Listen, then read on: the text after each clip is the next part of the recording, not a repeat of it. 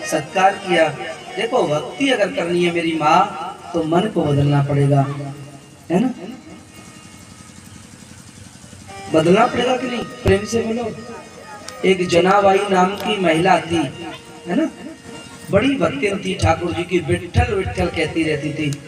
एक दिन कबीरदास जी के मन में हुआ कि जाकर के देखूं तो सही है, चलिए जनाबाई कौन है, ये जनाबाई है क्या? ये भक्तमाल की कथा है मेरी माँ, लेकिन मैं सुना दे रहा हूँ इसलिए थोड़ा बहुत जरूरी है। आप ब्रजवासी तो है ना, सुन लेंगे।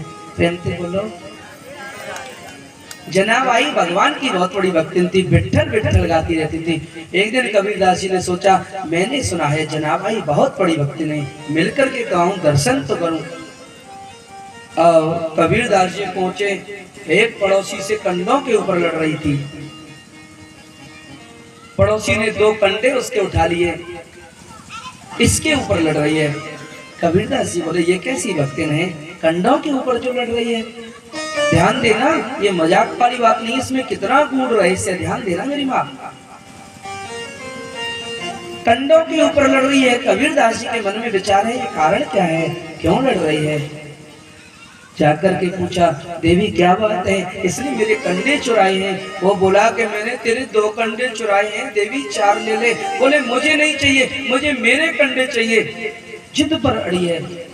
कबीरदास जी बोले, बड़ी पागल हो, 2 दे रहे हैं। बोले तुम्हें नहीं पता है मेरे कंडे क्या हैं? बोले क्या है? इसने मेरे कंडों को जलाया है। मेरे कंडे जलाने वाले नहीं है तो मेरे कंडे तो विठ्ठल विठ्ठल का कीर्तन करते हैं, मेरे कंडे विठ्ठल विठ्ठल गाते हैं, कंडों से आवाज आती है।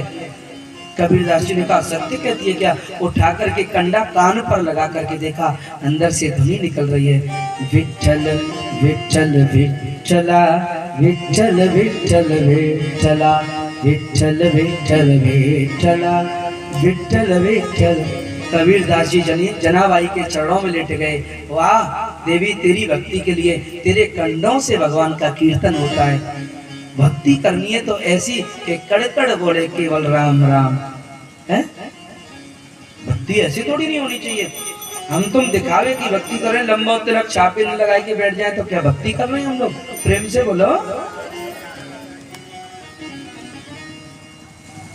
भक्ति तो बड़ी एकांत की है, बड़ी बड़ी भक्ति बड़ी शांति की है। भक्ति में पागल बनना पड़ेगा।